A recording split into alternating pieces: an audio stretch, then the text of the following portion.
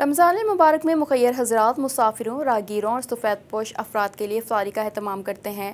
New York میں sweetness restaurant کے مالک Owais but اور ان کے دوستوں نے کراچی میں روزانہ افطاری کروانے کا انتظام کروایا ہوا ہے۔ مزید احوال اس رپورٹ میں۔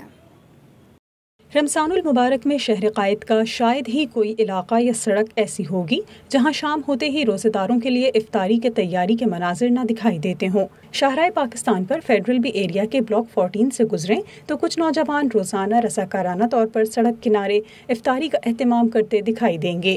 افطار سے 15 منٹ قبل روزے داروں کے لیے پہلے بیٹھنے کا انتظام ہوتا ہے اور اسی دوران کھانے سے بھرے تھال چند منٹوں میں تیار ہو جاتے ہیں۔ یوں دیکھتے ہی دیکھتے کئی مسافر، راہگیر، مزدور، محنت کش اور رکشہ ڈرائیورز یہاں جمع ہو جاتے ہیں اور عزت کے ساتھ افطار کرتے ہیں۔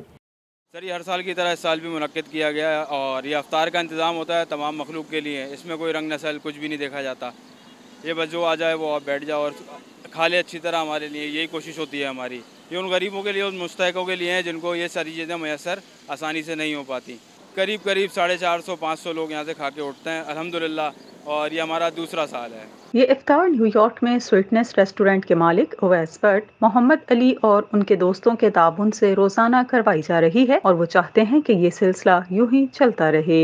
اس کار خیر میں شامل یہ کچھ نوجوان گزشتہ کئی سالوں سے اسی طرح یہاں افطاری کا اہتمام کرتے آ رہے ہیں۔ ان کا ماننا ہے کہ روزے داروں کو افطار کروانے کا جو اجر و ثواب ملتا ہے اس کا کوئی نعم البدل نہیں۔